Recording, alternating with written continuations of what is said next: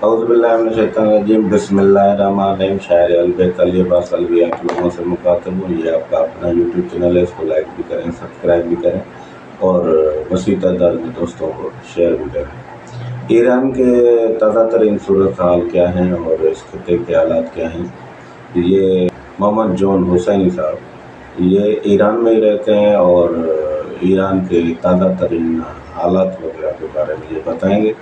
और ये भी बता रहे हैं कि खामनेई साहब की जो अहलिया है उसकी खबर आई थी कि वो शहीद हो गए हैं, लेकिन उसके बारे में भी ये कंफर्म कर रहे हैं कि आया वो ज़िंदा हैं या शहीद हो गए हैं। और उसके अलावा तुर्किया के बारे में ये कुछ तफसील दे रहे हैं कि तुर्किया में जो बमबारी ईरान ने की है या नहीं की है, ओमान में क्या हो रहा है और लेबनान में क्या हो रहा है।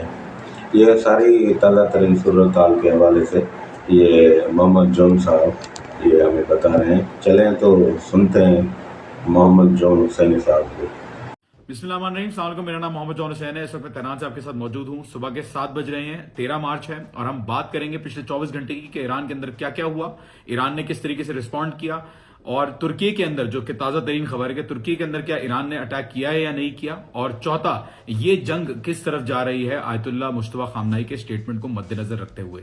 साथ ही साथ हम ये भी बात करेंगे कि जो दूसरे रेजिस्टेंस ग्रुप्स हैं, फॉर एग्जाम्पल इराकी मिलिशियाज हैं या हिजबुल्लाह है जो काम कर रही है लेबनान के अंदर, उन्होंने क्या किया है इस जंग में। शुरू करने से पहले हमें डिस्कस करना जरूरी है कि जो कुछ फेक खबरें चल रही हैं उनकी हकीकत क्या है।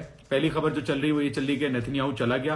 पहले भी मैंने बताया ऐसा नहीं है, आज भी ऐसा नहीं है, क्योंकि नेतन्याहू नजर आया है कैमरे के ऊपर ईरानियों से भीख मांगते हुए कि प्लीज बाहर आ जाओ, प्लीज बाहर आ जाओ, हम जो है वो तुम्हारे साथ हैं और तुम्हारे लिए जंग कर रहे हैं। दूसरी खबर जो आई वो आयतुल्लाह खामनाई की अहलिया के बारे में आई, जो आयतुल्लाह सईद अली खामनाई उनकी अहलिया के बारे में आई कि वो जो है वो जिंदा हैं, वो ठीक हैं। बिल्कुल ऐसी ही खबर है कि वो जिंदा हैं।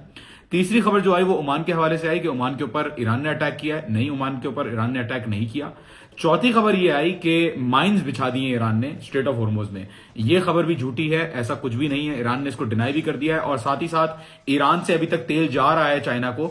2.1 million barrels per day Iran बेच रहा है, वो भी बहुत ही महंगे रेट के ऊपर बेच रहा है चाइना को। और ईरान की मर्जी है, जिसको जाने दे उसको जाने देता है, जिसको ना जाने दे उसको नहीं जाने देता। जिसको मसला है ऑयल प्राइसेस से, प्लीज ईरान से आप पेट्रोल खरीदें। यहां पे 8 रुपए लीटर पेट्रोल है, आपको कोई जो है वो परेशान होने की जरूरत नहीं है। अब अमेरिका का जो भरम है वो वैसे भी खत्ते के अंदर टूट चुका है और कब तक आप प्रेशर के अंदर जो है वो आवाम को परेशान करेंगे इस चक्कर में कि हमें जो है वो मामलात को बरकरार रखना है। तो आई थिंक ये हाई टाइम है एक ग्लोबल शिफ्ट का in terms of relationships and in terms of global geopolitical dynamics कि ईरान, पाकिस्तान, सऊदी अरेबिया, तुर्की, रशिया, चाइना, ये सारे ममालिक एक साथ बहुत अच्छी तरीके से जिंदगी गुजार सकते हैं। एक कलेक्टिव अपना जो जोन है वो बना सकते हैं, डिफेंस का भी और इकोनॉमिक्स का भी। तो शुरू करते हैं और बात करते हैं कि ईरान के अंदर इस वक्त क्या हुआ है 24 घंटे में। ईरान के अंदर अगर मैं आपको अपडेट करूं टोटल स्टेटिस्टिक्स के ऊपर, तो ईरान के अंदर 2000 से जायद लोग शहीद हो चुके हैं,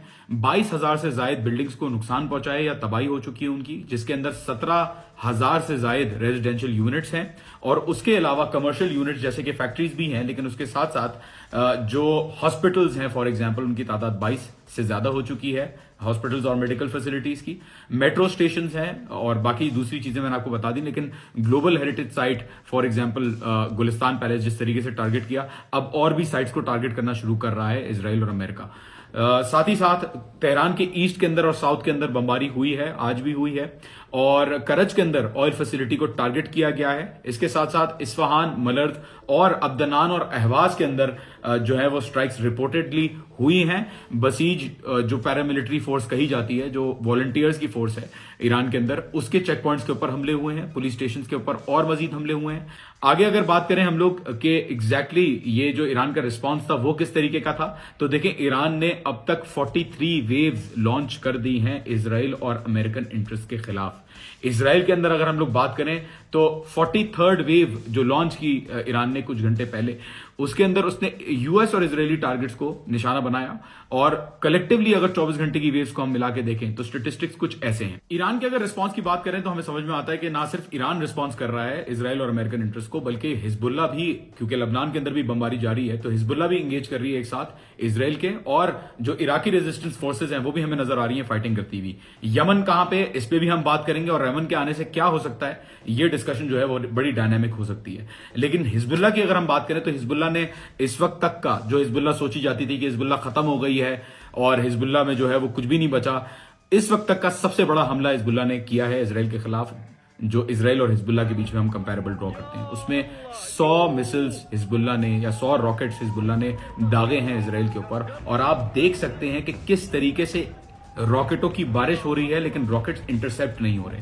इसकी वजह क्या है? इसकी वजह मैंने आपको बता दी थी कि 35th वेव के अंदर ईरान ने 10 एडवांस्ड रेडार सिस्टम्स को डिस्ट्रॉय किया, और उसके साथ साथ 4 थैड की जो बैटरीज हैं उनके साथ जो रेडार अटैच्ड होता है उसको भी डिस्ट्रॉय किया, और थैड बैटरीज को खुद भी नुकसान पहुंचाया है। तो ये अब ईरान के पास काफी हद तक एक ओपन जोन है कि वो मार सकता है बड़े कॉन्फिडेंटली विदाउट एनी इंटरसेप्शंस, जबकि इंटरसेप्शंस अभी भी लोकलाइज्ड सिस्टम्स के थ्रू इजराइल के अंदर जो टेल अवीव में लोकेटेड हैं उनके थ्रू हो सकती है, लेकिन उसका रिस्पॉन्स टाइम बहुत कम हो चुका है और वो बिल्कुल ना होने के बराबर सिस्टम रिस्पॉन्ड करता है जब ballistic missiles, hypersonic ballistic missiles fire होती हैं उसके ऊपर। अगर हम बात करें ईरान के अपने मूवमेंट्स की, तो जॉइंट कोऑर्डिनेटेड स्ट्राइक हिजबुल्ला और ईरान ने तो की, साथ ही साथ ईरान ने जो 43rd वेव लॉन्च की है अभी तक, उसके अंदर इसने मुख्तलिफ किस्म की खुर्रमशोर 4 मिसाइल्स, मल्टीपल वॉरहेड्स के साथ 80 सब म्यूनिशंस होती हैं, मैं आपको बता चुका हूं अपनी वीडियो में, कदर missiles, Kheibar Shekan missiles, hypersonic Fattah missiles, with all of them with 1 ton warheads, मतलब 1 टन से कम की कोई भी मिसाइल यूज नहीं की है ईरान ने। और इसके साथ साथ बराज ऑफ ड्रोन्स, अलग अलग किस्म के, शायद 139 ड्रोन्स भी यूज हुए हैं, शायद 126, 129, ये सारे ड्रोन्स यूज हुए हैं, लेकिन एडवांस ड्रोन्स जो ईरान के स्टेल्थ ड्रोन्स हैं वो अभी तक ईरान गेम में नहीं लाया है, जिसका नाम है हदीद 110। इसके बारे में मैं आपको बाद में बताऊंगा। लेकिन बहरहाल जो मिसाइलें थी उनके ऊपर क्या लिखा गया, आप नोटिस करेंगे जो मिसाइलें जा रही हैं इनके ऊपर मुख्तलिफ किस्म की चीजें ईरान ने पहले भी लिखी, जैसे कि ये मिसाइल जो है वो दुख्तरान के लिए है, जो मिनाब के अंदर जो शहीद की गई अमेरिका और इजराइल की तरफ से। फिर कुछ मिसाइल्स के ऊपर लिखा गया कि ये एप्स्टीन आइलैंड के विक्टिम्स के लिए है, और अब 43rd वेव में मिसाइल के ऊपर लिखा हुआ है vaccine for paedophiles made in Iran. तो ये एक ईरान ने सिग्नल दिया है कि वो लड़ाई जिससे कर रहे हैं वो ना सिर्फ अमेरिका और इजराइल है, बल्कि एक बड़ा शैतानी निजाम है जिसको वो काउंटर करने की कोशिश कर रहे हैं। इसीलिए हमने प्रोटेस्ट के दौरान जब ये हल्ला गुल्ला मचाया हुआ था कि ईरान जो है वो बमबारियां कर रहा है अपने लोगों के ऊपर, उनको मार रहा है, और अब वो सारे लोग जो है वो साइड पे बैठे हुए जो भी तज्जिए कर रहे थे कि ईरान के अंदर जो है वो लोग खिलाफ हैं और जितना भी प्रोपेगेंडा हुआ, तो उस टाइम भी बाल का जो पुतला जलाया गया था उसकी तरफ ये इशारा है। साथ ही साथ हम अगर बात करें कि ईरान ने किन किन जगहों पर टारगेट किया इजराइल के अलावा, इजराइल के अंदर हम लोगों को पता है कि अशदोद, एश्कलोन, हाइफा, तेल अवीव, ऑक्यूपाइड टेरिटरीज जिसके अंदर जेरूसलम के अंदर जो सेटलमेंट्स हुई थी उनको भी टारगेट किया ना सिर्फ, और दूसरी जगहों पे फॉर एग्जांपल गैलीली, कारमील, जार्जील, इन सारी जगहों पे बेहद मिसाइल्स और ड्रोन्स दागी गई। साथ ही साथ सऊदी अरेबिया के अंदर प्रिंस सुल्तान एयरबेस के ऊपर एक बहुत बड़ा हमला किया गया जिसमें 19 यूएस के सोल्जर्स अपने मंतकी अंजाम तक तो नहीं पहुंचे लेकिन वो इंजर हो गए।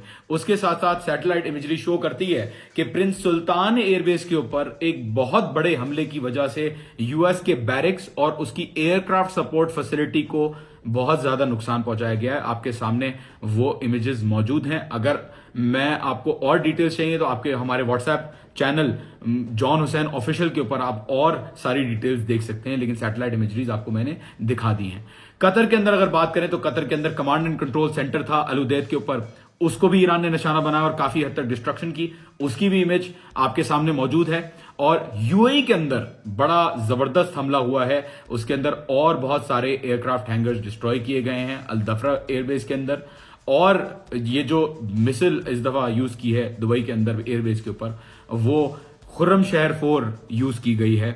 और इसके अंदर इतना खतरनाक हमला हुआ है कि जो अकोमोडेशन एरिया था अल-दफा का, उसके अंदर 10 मीटर का गड्ढा जो है वो बन गया है, और नजर आ रहा है कि जिस चीज को इस मिसाइल ने छुआ उस चीज को तबाह कर दिया। फिर भी अमेरिका आपको यही बोलता हुआ नजर आएगा कि 6 और 7 लोग अभी तक जो है वो जा चुके हैं अमेरिका के इस दुनिया से। बहरेन के अंदर शदीद हमला कर रहा, कहां किया? फिफ्थ फ्लीट के ऊपर किया। फिफ्थ फ्लीट के ऊपर क्यों किया? सबको पता है, मैं अपनी वीडियोस में बता चुका हूं। सारा reconnaissance, logistical, operational support fifth fleet से आ रहा है। और उसके साथ साथ ईरान ने इसमें ड्रोन्स, क्रूज मिसाइल्स जो है उसको यूज किया। किस चीज को टारगेट करने के लिए? LIDS काउंटर ड्रोन सिस्टम को टारगेट करने के लिए, स्टोरेज एंड डिपो सेंटर्स को टारगेट करने के लिए, जो कि यूज किया जाता था USVs के लिए, जो कि गाइडेड अनमैन्ड सरफेस वेसल्स को कहा जाता है। और बेस सपोर्ट इक्विपमेंट भी डैमेज किया गया यहां पे, और जहां US सोल्जर्स थे उस इलाके में भी हिट हुआ, इसका इंपैक्ट हुआ। इराक के अंदर भी बहुत बड़ी कार्रवाई हुई है। लनाज रिफाइनरी को जो है वो निशाना बनाया गया, उसको तबाह किया गया, क्योंकि ईरान ने कह दिया था, अब रिफाइनरीज पे जो हम बात कर रहे हैं, तो ईरान ने कह दिया था पहले से कि अगर हमारे ऑयल इंफ्रास्ट्रक्चर को या एनर्जी इंफ्रास्ट्रक्चर को नुकसान पहुंचाया गया तो हम बिल्कुल जवाबी कार्रवाई करेंगे और हर जगह पे हम जो है वो आग लगा देंगे जहां जहां अमेरिकन इंटरेस्ट और उसके एलाइज यूज करते हैं तेल को। तो अभी हमें नजर आ रहा है कि ईरान, जो आपने देखा तेहरान के अंदर कुछ दिनों पहले यहां पे जो धुआं था काले बादलों का, उसके रिस्पांस में ईरान ने बहुत जगहों पे, फॉर एग्जांपल हाइफा के अंदर, फॉर एग्जांपल अब आपके सामने लनाज रिफाइनरी के अंदर और दूसरी जगहों पे भी निशाना बनाया ऑयल रिफाइनरीज को। अगर इसकी डिटेल्स आपको चाहिए तो अगेन व्हाट्सएप ग्रुप पे मौजूद है, पिक्चर्स भी हैं, वीडियोज भी हैं, आप देख सकते हैं जाके। अब क्या हुआ इराक के अंदर? और इराक के अंदर एक बड़ी चीज हुई। इराक के अंदर क्या बड़ी चीज हुई? इराक के अंदर जो रेजिस्टेंस फोर्सेस थी उन्होंने 2 KC-135 को निशाना बनाया। ये KC-135 क्या है? ये KC-135 रिफ्यूलर्स हैं और इसके अंदर एक 6 बंदों का जो क्रू होता है वो मौजूद था। एक KC-135 कंप्लीटली डिस्ट्रॉय कर दिया, जिसके अंदर 6 लोग अपने मंतकी अंजाम तक पहुंच गए, और ट्वीट भी लगाया एक CBS की जर्नलिस्ट ने, फिर उसने उसको डिलीट भी कर दिया। और अमेरिका ने बाद में बोला कि भाई ये तो गलती से हुआ है। अब गलती से क्यों हुआ है? इसलिए हुआ है क्योंकि $1 ट्रिलियन जो अमेरिका खर्च करता है अपने डिफेंस के ऊपर हर साल, उसमें मौजज़ाती तौर पे खराबियां जो हैं वो पैदा हो जाती हैं। जेरल्ड आर फोर्ड में आग भी लग गई, और साथ ही साथ कुवैत के अंदर जो 3 तैयारे थे वो भी गलती से कुवैत ने जो है वो मार गिराए। तो बहरहाल ईरान तो जो क्लेम कर रहा है हमें उस पर जाना होगा, क्योंकि उनकी तरफ से कोई एविडेंस नहीं आ रहा इनके एविडेंस को रिफ्यूट करने के लिए। जहां तक बात आती है दूसरे KC-135 की, वो इसराइल के अंदर लैंड हो गया लेकिन डैमेज था, उसकी पिक्चर भी मौजूद है, आप ग्रुप पे जाके चेक कर सकते हैं, या मैं यहां पे लगा दूंगा अगर मुझे मिल गई। उसके साथ साथ अभी तक ईरान ने ये जो यूज किए हैं म्यूनिशंस, जो रेजिस्टेंस ग्रुप्स ने यूज किए हैं, रेजिस्टेंस ग्रुप्स ने रिपोर्टेडली ईरान के 359 surface to air loitering munition use की है। अभी तक ईरान के जो करार UCAV है वो यूज नहीं की। वो यूज करेंगे तो उसके ऊपर दूसरा इंपैक्ट होगा, क्योंकि उसके अंदर MK बॉम्ब्स भी अटैच हो सकते हैं और काफी इफेक्टिवली जो है उसको टारगेट किया जा सकता है। इस हादसे के अंदर जो है वो लोग गए, लोगों की जो US सोल्जर्स थे उनकी जाने गई, लेकिन साथ ही साथ हमें नजर आया कि इराक के अंदर एक और बड़ी कार्रवाई हुई। वो बड़ी कार्रवाई क्या है? वो बड़ी कार्रवाई ये है कि फ्रेंच का एक बेस था जो कि इराक के अंदर इरबिल के अंदर मौजूद था, और उस बेस के ऊपर रेजिस्टेंस फोर्सेस ने टारगेट किया और 6 लोगों को पहले रिपोर्ट किया जा रहा था कि इंजर हुए हैं। उसके बाद इमैनुअल मैक्रोन ने कहा है कि एक जो वहां का फ्रेंच सोल्जर है वो भी अपनी जान को हाथ धो के बैठ चुका है। और इसके अंदर हमें पता चला है कि यहां पे फ्रेंच बटालियन का डेप्यूटी हेड मारा गया है। तो ये एक बहुत बड़ी चीज है। फ्रांस इसमें इन्वॉल्व होगा या नहीं होगा ये वक्त बताएगा। लेकिन कुवैत के अंदर भी साथ ही साथ हमें नजर आ रहा है कि हमले हुए हैं। US एसेट्स जो अहमद अल जाबिर एयरपोर्ट पे थे उनको हाइपरसोनिक बैलिस्टिक मिसाइल्स के थ्रू निशाना बनाया गया सदर्न कुवैत के अंदर, और अल सालिम एयरबेस के अंदर जहां पे कुवैती और इटालियन एयरक्राफ्ट भी मौजूद थे और यूरोफाइटर टाइफून्स मौजूद थे। आपके सामने आपको नजर आ रहा होगा कि उस बेस के ऊपर काफी शिद्दत के साथ हमला किया गया है और रिपोर्टेडली काफी सारे एयरक्राफ्ट डैमेज हो चुके हैं। वो तो डिनाई करेंगे क्योंकि उनका कोई भी नुकसान नहीं हो रहा, लेकिन बहरहाल हमें नजर आ रहा है कि मैं आपको दिखा रहा हूं कि ऐसा हो नहीं सकता कि डैमेज ना हुआ हो, क्योंकि ये मीडिया आपको पिक्चर्स नहीं दिखाएगा। ये मीडिया आपको सिर्फ दिखाएगा कि ईरान के अंदर किस किस्म की बमबारी हो रही है, और क्योंकि इजराइल में सेंसरशिप है वहां से तो वैसे ही कुछ नहीं आ रहा, लेकिन अरब ममालिक के अंदर भी कुछ नहीं हो रहा सिवाय कुछ जो सिविलियन बिल्डिंग्स हैं उसके डैमेज दिखाएंगे और कहेंगे कि देखें मुसलमान बरादर ममालिक के साथ क्या हो रहा है। लेकिन सच्चाई हम सबको पता है कि टारगेट जो है वो US ऑफिशियल्स हैं, भले वो होटल्स के हो क्योंकि वो कंप्लीटली बुक कराते हैं, भले वो होटल्स के ऊपर रह रहे हो या हाउसिंग कॉम्प्लेक्सेस के अंदर रह रहे हो या टर्मिनल 3 का CIA का जो स्टेशन है उसमें CIA के ऑफिशियल्स हो। ये बातें मैं पहले भी डिस्कस कर चुका हूं डिटेल में। अगर और डिटेल्स चाहिए मेरा ग्रुप ज्वाइन कर लें प्लीज। खैर, अगर आगे बढ़े तो UAE के अंदर मैंने आपको बताया, कुवैत के अंदर मैंने आपको बताया, बहरीन के अंदर मैंने आपको बताया, इराक के अंदर मैंने आपको बताया, सऊदी अरब के अंदर मैंने आपको बताया, और अब तुर्की की जो बात है वो हम कर सकते हैं कि तुर्की के ऊपर जो मिसाइल जाती हुई नजर आई है, क्या वो ईरान ने की है या नहीं की।